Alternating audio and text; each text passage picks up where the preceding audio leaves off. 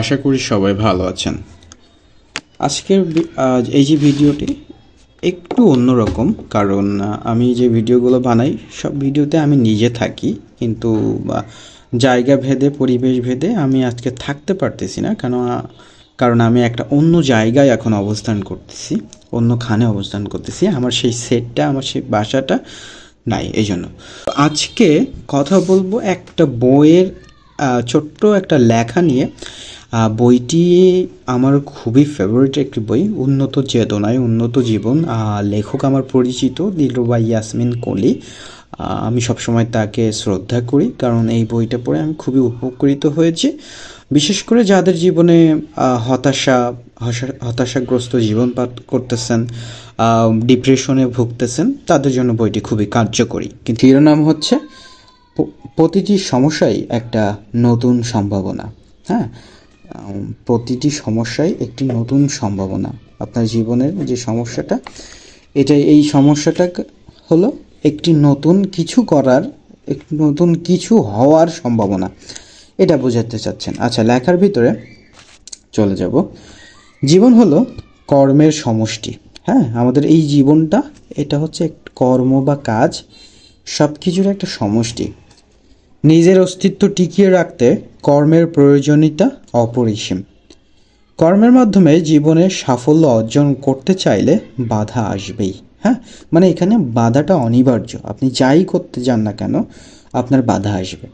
অন্যদের পরাজিত করে নিজের সাফল্য সবাই আশা করে।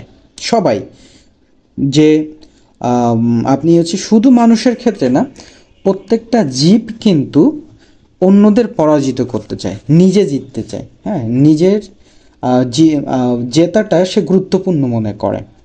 জীবন যুদ্ধে কেউ হারে, কেউ জয়লাভ করে।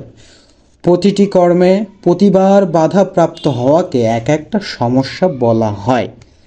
মূলত মানুষ নিজের সমস্যার জন্য নিজেই দায়ী। হ্যাঁ, মানুষের যে সমস্যাগুলো হচ্ছে, সে যে একটা কাজে সফল হতে পারছে না, এই সমস্যাটার কারণে বলা যায় যে সে নিজে দায়ী। তার কারণ সে যে কাজটা করছে, সেই কাজটা করার জন্য যে ক্যাপাবিলিটি দরকার, হয়তো সেই ক্যাপাবিলিটি সে অর্জন করে না, এবং যে লক্ষ্যে এগোনো দরকার সেই লক্ষ্যটা হয়তো সে ঠিক রেখে দায়িত্ব এবং কর্তব্য এবং কাজ ঠিক করতে পারে না, যার কারণেই সে সমস্যায় পড়তেছে। হ্যাঁ, লেখাগুলো এমন।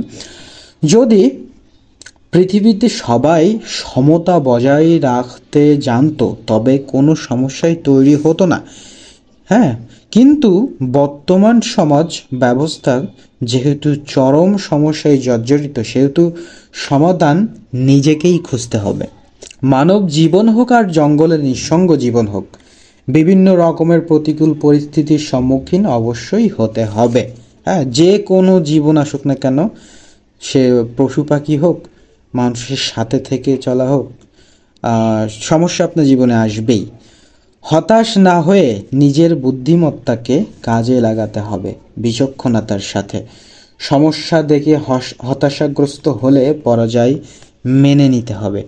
আর যদি প্রতিটি সমস্যার মধ্যে একটি নতুন সম্ভাবনা খুঁজে বের করা যায়, তবে জয় সুনিশ্চিত। জীবনে যে যত বেশি সাহসের সাথে কর্মে এগিয়ে চলে, সে তত বেশি প্রতিবন্ধকতার সম্মুখীন হয়। এটা প্রাকৃতিক নিয়ম। হ্যাঁ, প্রতিটি সমস্যার মধ্যে থাকে এক একটা নতুন শিক্ষা। এই শিক্ষা পরবর্তী কাজের জন্য সঠিক সিদ্ধান্ত নেওয়ার ক্ষমতা তৈরি করে। অসচেতন মন আরও বেশি সচেতন হয়ে ওঠে। যে পচা আবর্জনা অসহ্যকর প্রয়োজনীয় হলেও বুদ্ধি থাকলে আবর্জনাকে সারে পরিণত করে কাজে লাগানো যায়।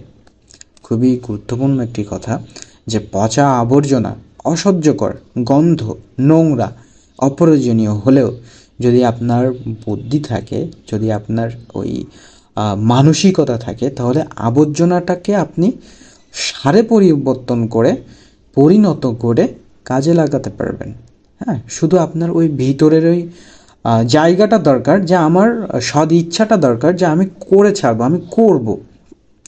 জগতের কোনো বস্তু, ব্যক্তি অথবা কোনো ঘটনা মানুষের জন্য অপ্রীতিকর হলেও তার মধ্যে লুকিয়ে থাকে সংশোধন হওয়ার বিশাল সুযোগ। এজন্যই কথায় বলে, সৃষ্টিকর্তা যা করেন মানুষের মঙ্গলের জন্যই করেন। মহান আবিষ্কারক টমাস আলভা এডিসন 1000 বার ব্যর্থ হয়েও পরাজয় স্বীকার করেননি, বরং 10,000 বার ভুল পদ্ধতি সম্পর্কে নিশ্চিত করে সঠিক পদ্ধতিতে বৈদ্যুতিক বাল্ব আবিষ্কার করেন। ব্যর্থতা দেখে হতাশ হলে সফলতার পথে আগানো যায় না, বরং হতাশার অন্ধকারে জীবনের অধঃপতন ঘটে। সৃষ্টিকর্তা তাকেই রহমত করেন যে নিজের ভুল থেকে শিক্ষা গ্রহণ করে ইতিবাচক চিন্তার উপর পূর্ণ আস্থা রেখে এগিয়ে যান। এই যে বলা যায় যে বলেছেন যে প্রতিটি ভুল বা প্রতিটি সমস্যাই নতুন সম্ভাবনা তৈরি করে, কথাটা অতি গুরুত্বপূর্ণ। আমরা যদি মানুষ প্রত্যেকটা কাজে এই কথাগুলো বা এই ধরনের দৃষ্টিভঙ্গি প্রয়োগ করি, তাহলে সফলতা আমাদের জীবনে আসবেই। সেটা যে কোনো উপায়ে, যে কোনোভাবে আমরা উপভোগ করব, যে কোনো রূপে উপভোগ করতে পারবো সেই সফলতাটা। ভালো থাকবেন, সুস্থ থাকবেন। আশা করি দেখা হবে নেক্সট কোনো ভিডিওতে।